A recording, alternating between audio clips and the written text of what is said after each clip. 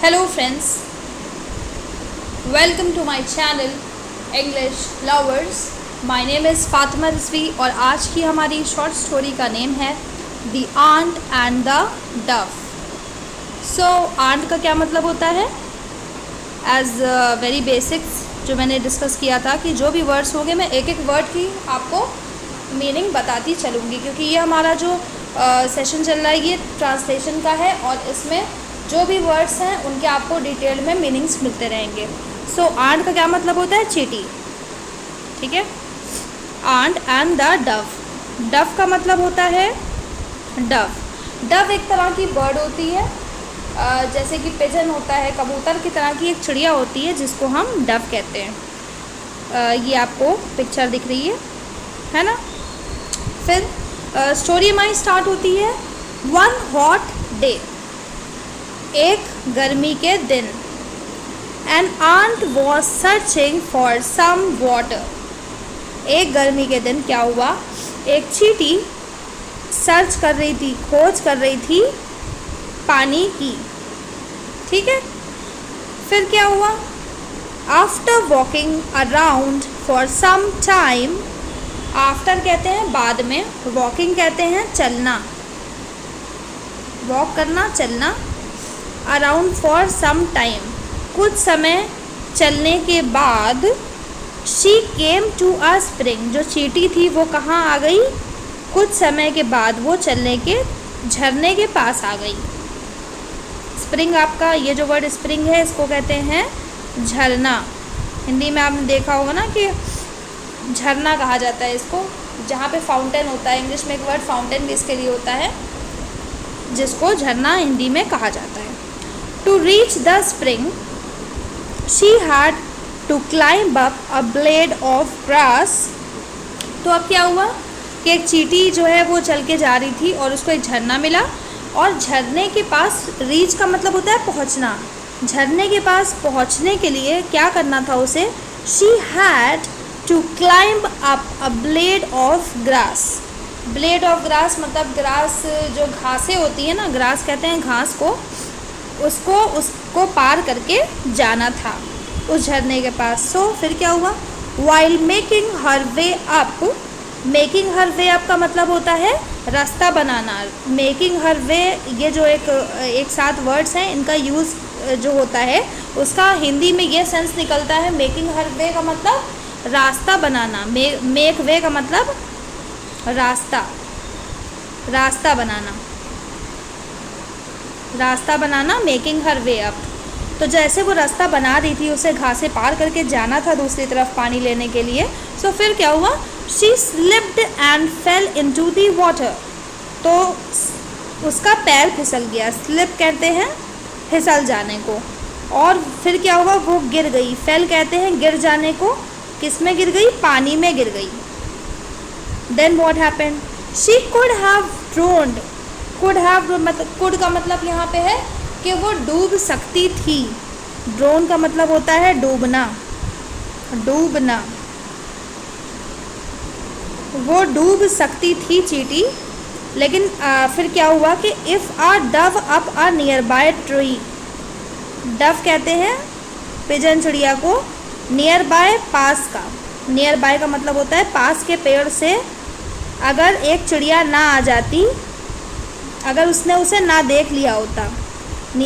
She could have drowned it uh, she could have drowned if a dove up a nearby tree had not seen her. वो चींटी डूब जाती अगर एक Dove चिड़िया उसे ना देख लेती पास के पेड़ से. ठीक है, ये मतलब हुआ इसका. देन नेक्स्ट सेंटेंस हम पढ़ते हैं. Seeing that.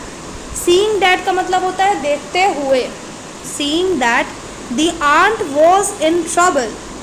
Aunt was in trouble. Trouble का मतलब होता है मुश्किल में कोई पड़ा हो तो उसको ट्रबल कहते हैं, परेशान, मुश्किल में. चींटी को देख के dove quickly plugged off a leaf. Dove चिड़िया ने क्या किया? जल्दी से उसने देखा कि जो है चींटी जो है वो डूब रही है, तो उसने एक पत्ती तोड़ी. क्या किया डव चिड़िया ने? एक पत्ती तोड़ी जल्दी से. प्लग ऑफ का मतलब होता है किसी चीज़ को तोड़ना. Plug of a leaf, leaf को उसने पत्ती तोड़ी और उसने जल्दी से ड्रॉप्ड इट, उसको गिरा दिया पानी में, जहाँ पे वो स्ट्रगलिंग का मतलब होता है जद्दोजहद कर रही थी, अपने आप को बचाने के लिए चींटी पानी में जद्दोजहद कर रही थी।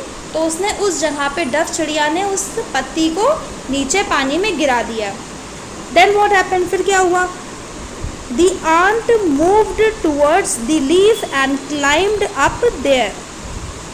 फिर क्या हुआ? जो चींटी थी, मूव कहते हैं चलना, वो चल के आगे, मतलब धीरे धीरे जैसे भी उसने अपने आप को पानी में बढ़ाया, वो बढ़ी आगे पत्ती के पास और उस पर चढ़ गई। क्लाइंब अप का मतलब चढ़ जाना, ठीक है, वो पत्ती पे चढ़ गई चींटी।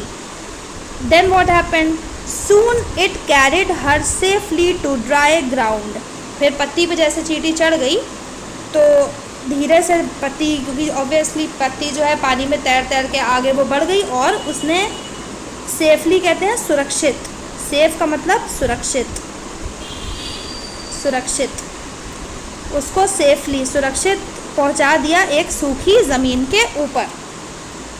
फिर क्या, फिर स्टोरी में क्या हुआ? Just at that time, just मतलब बस उसी समय, टाइम होता है समय, उसी समय फिर क्या हुआ?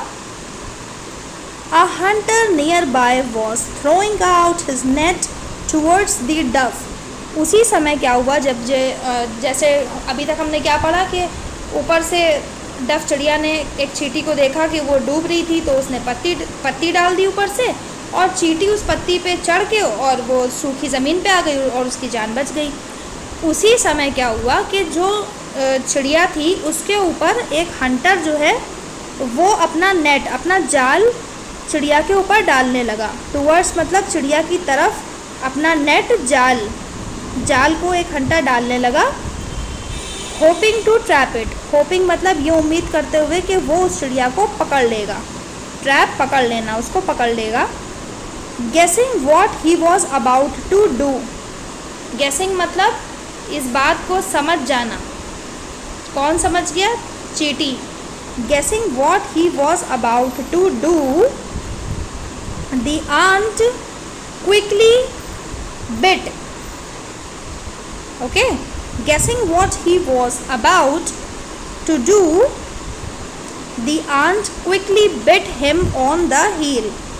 चींटी फौरन से समझ गई कि वो क्या करने वाला है, जो शिकारी है वो क्या करने वाला है। उसने जल्दी से बिट कहते हैं काट लेने को, उस शिकारी की हील पे चिड़िया ने काट लिया, ठीक है, काट लिया, चींटी ने काट लिया उस हंटर को, शिकारी को। फिर क्या हुआ? Feeling the pain the hunter dropped his net. Feeling the pain मतलब तकलीफ़ को महसूस करा उसने, चींटी काटती कितनी तेज़ दर्द होता है, तो उसको दर्द हुआ उस शिकारी को और उसने गिरा दिया अपने जाल को। उस जाल को गिरा देने से the dove was quick to fly away to safety. तो जल्दी से, क्विक कहते हैं जल्दी से, सुरक्षित होके वो उड़ गई, चिड़िया उड़ गई और उसने अपने आप को शिकारी से बचा लिया। सो फ्रेंड्स, हमने ये जो स्टोरी पढ़ी, शॉर्ट स्टोरी हमारी एक है, इससे हमने ये देखा कि एक चींटी जो है वो पानी में डूब रही थी और एक चिड़िया आई, उसने उसको जो है पत्ती डाल के और उसको बचा लिया। तो उसी के बचाने पे चींटी ने जब ये देखा कि शिकारी उस चिड़िया को पकड़ने वाला है, तो उसने जाल, इससे पहले कि वो डालता, चींटी ने उस शिकारी को काट के और चिड़िया की जान बचा ली। तो हम इस स्टोरी से ये सीखते हैं, a good turn deserves another. A good turn deserves another, इसका मतलब होता है एक अच्छे व्यवहार के उत्तर में अच्छा ही व्यवहार करना चाहिए। मतलब एहसान का बदला एहसान भी इसको कहा जाता है कि अगर आपके साथ कोई अच्छाई कर रहा है तो आपको भी उसके साथ रिटर्न में अच्छाई ही करनी चाहिए। सो फ्रेंड्स, ऐसे ही मैं और भी अच्छी अच्छी स्टोरीज़ लाती रहूँगी और इसी तरह से आपका ट्रांसलेशन की प्रैक्टिस हो जाएगी। बिगिनर सीरीज़ हमारी चल रही है और इसी सीरीज़ में वर्ड्स का ट्रांसलेशन भी चलता रहेगा। सो फ्रेंड्स, नेक्स्ट स्टोरी के लिए do like, subscribe and share.